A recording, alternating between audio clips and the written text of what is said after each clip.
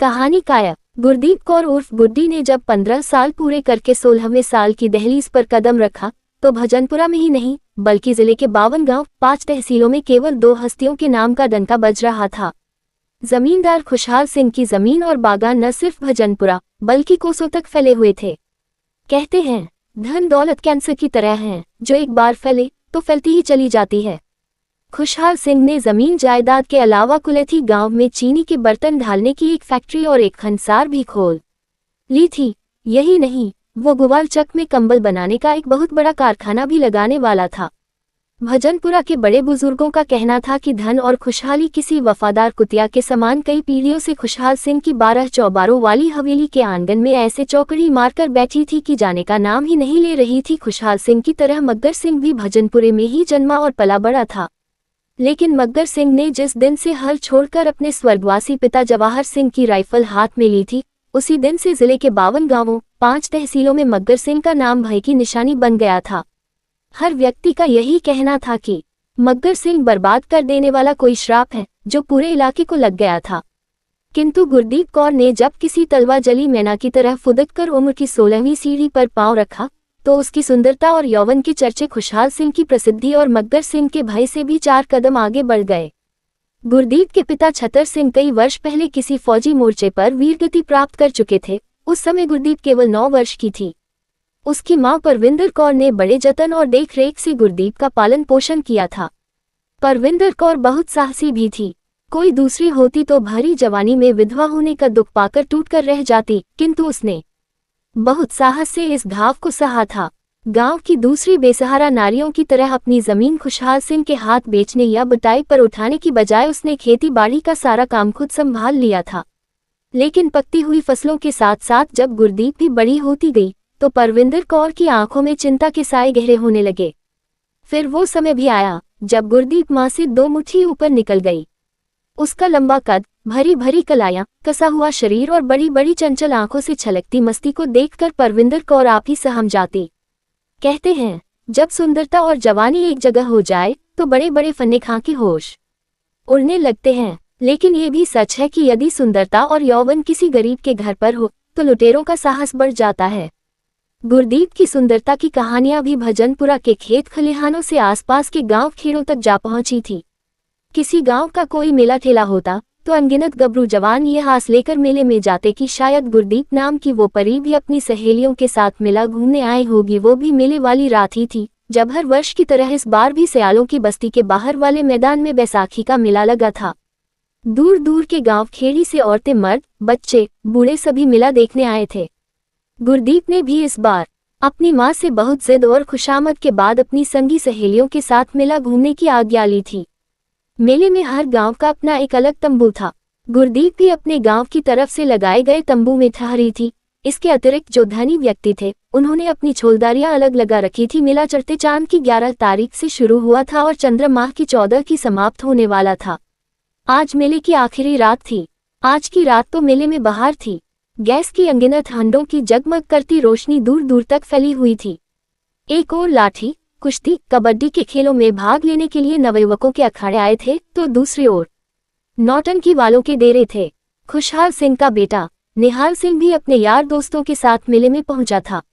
उसने अपनी छोलदारी बाग के सिरे पर लगाई थी। चांद चढ़ते चढ़ते जब निहाल सिंह अपने मित्रों के साथ हरी बूटी वाली केसरी लुंगी और सिल्क के सफेद कुर्ते पर गुलाबी पगड़ी बांधकर मेला घूमने निकला तो मेले में घूमती फिरती कितनी लड़कियों की आंखों में चाहत के रंग लहरा गए थे। वो अपने यार बेलियों के बीच झूमता हुआ चल रहा था और उसकी गुलाब पक का तुर्रा हवा के नर्म नर्म झोंकों के साथ उल्लाहें मार रहा था। अभी निहाल सिंह की टोली बीजवाड़ों की नतनियों के डेरे तक ही पहुंची थी कि निहाल सिंह के पैरों को मानो मैदान की कच्ची धरती ने थाम लिया। उसकी दृष्टि मनिहारी की एक दुकान पर खड़ी उस हिरनी जैसी आंखों वाली लड़की पर ठहर गई। वो अपनी गोरी गोरी कलाइयों में हरे कांच की चूड़ियों को घुमा घुमा कर बहुत चाव से देख रही थी। इधर उसके यार बेलियों की निगाहें भी निहाल सिंह की दृष्टि का पीछा करती उस लड़की पर पड़ी तो जैसे सभी बुद्धि बन गए। निहाल सिंह को बचपन में ही उसके पिता ने अपनी बहन के पास होशियारपुर भेज दिया था। इसी कारण वो भजनपुर में बहुत कम रहा। यदि उसकी बुआ अचानक पर लोक न सिधार जाती तो वह अब भी भजनपुरे न लौटता। इसी कारण फैज मोहम्मद ने जब धीमे स्वर में निहाल सिंह से कहा कि यह लड़की गुरदीप कौर है तो निहाल सिंह बड़बड़ाया, पता नहीं किस गांव की है। उसके दोस्तों ने पहले तो उसे आश्चर्य से देखा, फिर सारे एक साथ बोले, अपने ही गांव भजनपुर की है। भजनपुरे की? हाँ, मासी परविंदर की बेटी है। रघुवीर बोला। निहाल सिंह को याद आया कि उसने भी गुरदीप की सुंदरता के बहुत जज सुने थे, किंतु जब उसकी दृष्टि दोबारा मनिहारी की दुकान पर गई तो गुरदीप वहां से जा चुकी थी। निहाल सिंह उनकी छवि को अपने मन के दर्पण में उतार लाया था। दूसरे दिन भी भजनपुरे लौट कर आया तो उस यात्री के समान था जिसका सब कुछ मेले में लुट गया हो। महीनों बीत गए, किंतु 1000 कोशिशों के बाद भी वो गुरदीप कौर की एक झलक न देख सका। मासी परविंदर अपनी बेटी को ऐसे छुपाकर रखती थी कि मजाल है किसी की नजर पड़ जाए। उन्हीं दिनों निहाल सिंह की बहन गौरी के ब्याह की तैयारियां शुरू हो गई। गुरदीप भी बारात आने से हफ्ता भर पहले ही अपनी मां के साथ खुशहाल सिंह की हवेली में चली गई। यूं भी वो और गौरी बचपन की सहेलियां थीं। ऊपर जमींदारनी ने मासी परमिंदर पर ब्याह के काम की ऐसी जिम्मेदारी डाली कि उसका ध्यान गुरदीप की तरफ से हट गया। हवेली में पूरे गांव की औरतें और लड़कियां उमड़ पड़ी थी। रात दिन हवेली के बड़े से आंगन में ढोलक और नाच गाने का माहौल होता। ऐसी ही हंगामे वाली रात में गुरदीप कौर निहाल सिंह से टकरा गई। वो रसोई से अपनी सहेलियों के लिए पिस्ते बादाम वाले चूड़ी मलीदे की थाल लेकर आ रही थी, तभी चौबारे की सीढ़ियों के पास निहाल सिंह उससे टकरा गया। गुरदीप बहुत क्रोध में त्योरियां चढ़ाकर निहाल सिंह को घूरती रही, पर निहाल सिंह जैसे गुरदीप को देखते ही मंत्रमुग्ध हो गया था। गुरदीप को लगा जैसे निहाल सिंह की आंखें उसकी काया के एक एक परत को खंगाले जा रही है। अब उसकी क्रोध उगलती आंखों में लाज लहराने लगी थी। पता नहीं कैसे निहाल सिंह ने अपने दोनों हाथ गुरदीप की ओर फैला दिए। एक पल के लिए गुरदीप चकित रह गई, किंतु दूसरे ही पल उसकी चंचलता लौट आए और उसने अपने सामने फैले हाथों की चौड़ी हथेलियों पर पिस्ते बादाम वाले मलीदे की मुट्ठी भर चूड़ी रख दी। यह क्या? निहाल सिंह के मुंह से निकला। गुरदीप चंचल स्वर में बोली, मिट्ठू राजा, घी मेवे की चूड़ी खाओ और रास्ता छोड़ो। निहाल सिंह को लगा मानो चांदी की थाली में सच्चे मोतियों की माला टूटकर गिर गई हो। भला ऐसी सुरीली आवाज उसने पहले कब सुनी थी? अब वो इतना बेवकूफ भी न था जो ये जानता कि कोई जवान लड़की किसी नवयुवक की हथेली पर चूड़ी मलीदा रखकर उसे मिट्ठू राजा कहेती उसका क्या मतलब होता है। धीरे धीरे निहाल सिंह और गुरदीप की मुलाकात बढ़ती गई। वो हर रात निहाल से साय वाली टेकरी के पास मिलने लगी। कहते हैं जब चांद बढ़ता है तो दुनिया देखती है। गुरदीप और निहाल सिंह के प्रेम का चांद भी ऐसी चमक दमक के साथ चढ़ा कि पूरा भजनपुरा उसकी रोशनी में नहा गया। निहाल सिंह का तो खैर क्या बिगड़ता, वो जमींदार खुशहाल सिंह का सपूत था, पर सारी बदनामी और रुसवाई गुरदीप के हिस्से में आई। खुशहाल सिंह के कानों में जब ये खबर पड़ी कि एक गरीब विधवा की बेटी उसके बेटे पर डोरे डाल रही है, तो खुशहाल सिंह के अंदर का जमींदार किसी सोए शेर की तरह जाग उठा। उसने तुरंत ही मासी परमिंदर को बुलाकर ऐसी खरी खोटी सुनाई कि परमिंदर कौर की सिट्टी पिट्टी गुम हो गई। खुशहाल सिंह ने साफ साफ कह दिया कि अगर गांव में मान मर्यादा से रहना है तो शीघ्र ही अपनी बेटी का रिश्ता किसी भले मानस से कर दे, और यदि तेरे पास बेटी के हाथ पीले करने को कुछ भी नहीं तो मैं तेरे मुंह पर 2-4 हजार की सहायता का जूता मारने को भी तैयार हूँ। खुशहाल सिंह के नश्तर चुभोते शब्द परमिंदर मासी को इस कदर आहत कर गई कि घर आते ही उसने गुरदीप को रुई की तरह धुनकर रख दिया। फिर वही हुआ जो इस तरह के किस्सों में होता है। मासी ने अपनी सामर्थ्य के अनुसार भागदौड़ करके एक सीधे सादे नवयुवक किसान से गुरदीप के विवाह की बात पक्की कर दी। 20 दिन बाद विवाह की तारीख तय हुई और परमिंदर बेटी के हाथ पीले करने की तैयारियों में जुट गई। इस बीच गुरदीप ने निहाल सिंह को कई संदेश भेजे, किंतु मिट्ठू राजा ने तो जैसे आंखें ही फेर ली। फिर वो दिन भी आ गया जब गुरदीप ब्याह करके विदा हो गई। यूं तो गुरदीप का घरवाला एक मेहनती किसान था और गुरदीप को दिलोजान से चाहता था, किंतु गुरदीप के मन में तो निहाल सिंह के प्यार की फांस गड़ी थी। उसकी आत्मा हर पल निहाल सिंह के नाम की रट लगाए रहती। समय बीतता रहा। जब फसलें पककर कट गई तो गांव-गांव बैसाखी के मेले की तैयारियां होने लगी। इस बार बड़ा मेला सियाल गांव की बजाय दुर्गापुर के मैदान में लगा। रजपाल सिंह भी गुरदीप को मेला घुमाने ले गया, किंतु मेले में घूमते हुए भी गुरदीप की आंखें निहाल सिंह को ही खोज रही थी। उसी रात अचानक पूरा मेला घोड़ों की टापों से गूंजने लगा, साथ ही गोलियां भी चलने लगी। देखते ही देखते चुकानी तंबुओं से आग के शोले उठने लगे। चारों ओर से चीख पुकार की आवाजें आ रही थीं। डाकू आ गए, डाकू आ गए। इसी भागदौड़ में जिसका मुंह जिधर उठा वो उधर भाग निकला। गुरदीप कौर एक तंबू के पास अपने पति रजपाल सिंह का हाथ थामे खड़ी थी कि जाने किस ओर से एक सनसनाती हुई गोली आए और रजपाल की छाती चीर गई। गुरदीप एकदम जमीन पर बैठ गई। उसने अपने पति का सिर अपनी गोद में लेना चाहा, लेकिन उसी पल घायल रजपाल ने आंखें खोली और हिचकी लेकर सदा के लिए बंद कर ली। अचानक कई घुड़सवार इधर उधर गोलियां चलाते हुए गुरदीप के समीप आकर ठहर गए। वह घबराकर खड़ी हो गई। इन घुड़सवारों में जो सबसे ऊंचा लंबा था वही बहुत तीखी नजर से गुरदीप को घूर रहा था। नारी चाहे जितनी सीधी या शरीफ हो, किंतु मर्द की उस दृष्टि को खूब पहचानती है जो दृष्टि उसके शरीर को टटोलने की कोशिश करती है। गुरदीप ने भागना चाहा तो उस घुड़सवार ने झुककर गुरदीप की कमर में हाथ डालकर उसे किसी हल्की फुल्की गुड़िया के समान उठाकर अपने आगे घोड़े की पीठ पर बिठा लिया। घुड़सवार ने अपना पूरा चेहरा छुपा रखा था, किंतु उसकी आंखें गुरदीप के अंदर उतरी जा रही थी। गुरदीप बहुत जोर से चिल्लाने वाली थी कि घुड़सवार ने अपनी चौड़ी हथेली गुरदीप के मुंह पर रख दी। दूसरे ही पल घोड़ा हवा से बातें कर रहा था। डाकुओं का सरदार व साथ ही सवेरा होते होते यहाँ पहुंच गए थे। सवेरे की हल्की धुंध में गुरदीप कौर बस इतना ही देख पाई थी कि उसे एक मकान की कोठरी में बंद कर दिया गया। कोठरी में केवल ढीली ढाली सी चारपाई थी जिस पर गिरकर वह ऐसी बेसुध हुई कि जाने कब तक क्यों ही पड़ी रही। काफी देर बाद जब उजाला फैल गया तो वह उठकर कोठरी की दाहिनी ओर वाली खिड़की के पास आ खड़ी हुई। खिड़की में लोहे की मोटी मोटी सलाखें लगी हुई थी। गुरदीप को यह बात रास्ते में ही मालूम हो गई थी कि उसे मेले से उठाकर लाने वाला बदनाम डाकू मग्गर सिंह है। मग्गर सिंह ने गुरदीप को रात को ही यह बात जता दी थी। देख, अब यहाँ से निकल भागने का तू गुमान भी ना करना। और सुन, मुझे ये रोना धोना पसंद नहीं। यदि मैं तुझे उठाकर लाया हूँ तो इसका यह अर्थ नहीं कि मैं तेरी बेइज्जती करूँगा। औरतें उठाना मेरा काम नहीं, मगर तेरे में कोई ऐसी बात थी कि मैं अपने आप पर काबू न रख सका। मैं तेरे साथ कोई जबरदस्ती भी नहीं करूँगा। ब्याह करूँगा तुझसे, खूब अच्छी तरह विचार कर ले।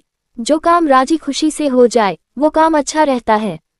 गुरदीप ने साफ साफ कह दिया कि वह निहाल सिंह के सिवा किसी की नहीं हो सकती, लेकिन मग्गर सिंह को उसका ये रवैया बर्दाश्त नहीं हुआ। उसने उसके मुंह पर जोर से तमाचा मारा और क्रोध से दहाड़ उठा। कान खोलकर सुन ले, मैं शेर मर्द हूँ। अपने जीते जी अपना शिकार किसी दूसरे को नहीं सौंप सकता। गुरदीप खूब रोई गिड़गिड़ाई, दया की भीख मांगी, पर मग्गर सिंह ने उसकी एक न सुनी और कहा, चाहे तो आदर से घरवाली बनकर रह, वरना रखेल बनकर रहना पड़ेगा। गुरदीप ने आंसू पोंछते हुए कहा, मैं तेरी हर बात मान लूंगी मग्गर, किंतु मेरी एक शर्त है, बोल। मग्गर सिंह छाती पर हाथ मारते हुए बोला, मैं अपनी जान देकर भी तेरी हर शर्त पूरी करूंगा। गुरदीप कौर ने मग्गर सिंह को सिर से पांव तक क्यों देखा, जैसे उसे आंखों ही आंखों में तौल रही हो। फिर दृढ़ता से बोली, मुझे एक बार, केवल एक बार निहाल से मिला। निहाल कौन? मग्गर सिंह एकदम चौंक गया। जमींदार खुशहाल का बेटा निहाल सिंह क्यों? मग्गर सिंह ने गुरदीप को प्रश्नात्मक दृष्टि से देखा, फिर एकदम ठहाका लगाकर बोला, उससे कोई अट्टा सट्टा था तेरा, मैं वचन देती हूँ। निहाल से मिलने के बाद जो तू कहेगा मैं वही करूंगी। मग्गर सिंह कुछ समय तक बिना पलक झपकाए गुरदीप को देखता रहा, फिर बोला, देख सोहनिए, मेरे गुरु ने कहा था कि कभी यार वाली नारी पर विश्वास मत करना, पर मैं जानबूझकर आग से खेल रहा हूँ। चल तेरे वास्ते ये जुआ भी सही, किंतु एक बात का ध्यान रखना, गद्दार मेरा बाप हो या भाई, मैं धोखा देने वाले को कभी माफ नहीं करता हूँ। आज फिर एक और अंधियारी काली दरवाजे पर दस्तक दे रही थी। यूं भी अपनी रात कुलची गांव के समीप बाला नारंगियों का बगीचा पार करते करते धुआंधार वर्षा आरंभ हो गई, किंतु इस आंधी तूफान में भी मग्गर सिंह अपनी मुश्की बक्खी को भजनपुरे की ओर उड़ाए ले जा रहा था। उसके पीछे बैठी गुरदीप मग्गर सिंह की कमर से लिपटी हुई थी। मग्गर सिंह के गले में कारतूसों की पेटी और पेटी से जुड़े चमड़े के केस में 38 बोर का विलायती रिवॉल्वर लटक रहा था। भजनपुरे के समीप पहुंचकर मग्गर सिंह ने साइबानी कोठरी का मोड़ काटा और खुशहाल सिंह की हवेली की बजाय अपने घोड़ों को खेतों की ओर मोड़ दिया, जिस पर जमींदार का डेरा था। मग्गर सिंह ने एक दिन पहले ही पता कर लिया था कि आजकल निहाल सिंह किसी नटनी के चक्कर में है और हवेली की बजाय डेरे पर ही सोता है। घोड़ी को टीले के नीचे ही रहट के पास रोककर उसने छलांग मारी और घोड़ी से नीचे आ गया। फिर उसने सहारा देकर गुरदीप को घोड़ी से नीचे उतार लिया। गुरदीप ने आंखों ही आंखों में टीले की ऊंचाई को नापा और बिना कुछ कहे टीले पर चढ़ने लगी। चंद मिनट बाद वो डेरे का आंगन पार कर ली। शादी से पहले वो कई बार निहाल सिंह से मिलने इस डेरे पर आ चुकी थी, इसलिए बिना किसी कठिनाई के वो निहाल सिंह के कमरे तक पहुंच गई। उसकी आशा के अनुसार दरवाजा खोलने वाला निहाल सिंह ही था। लालटेन की मध्यम रोशनी में भी उसने गुरदीप को पहचान लिया। ऐसी तूफानी रात में गुरदीप को इस तरह अकेला और अचानक देखकर वह चकित रह गया। गुरदीप, तू? निहाल सिंह उसका हाथ थामकर उसे डेरे के पिछवाड़े वाले टप्पर में ले आया। छाती से लगाता हुए बोला, सब ठीक तो है? हाँ हाँ ठीक ही है। गुरदीप ने अपनी आंखों से उमड़ते आंसुओं की बाढ़ को बहुत कठिनाई से रोका। फिर शादी के बाद से मग्गर सिंह की बखाल में पहुंचने तक की सारी कहानी निहाल सिंह को सुना दी। इसका मतलब तू मग्गर सिंह को साथ लाई है? हाँ, वो नीचे राहत के पास खड़ा है, मगर उसे यहाँ लाने की क्या आवश्यकता थी? गुरदीप ने निहाल को शिकायत भरी दृष्टि से देखा, फिर अपने शरीर से लिपटी चादर के अंदर से मग्गर सिंह वाली 2 धारी छुरी निकालकर निहाल सिंह की ओर बढ़ाते हुए बोली, ले ये छुरी, थाम और मग्गर सिंह पर जाकर टूट पड़, टुकड़े कर दे उसके। वो मुझे तुझसे छीनकर अपनी घरवाली बनाना चाहता है। निहाल सिंह की आंखों में उलझन के साए तैर गए।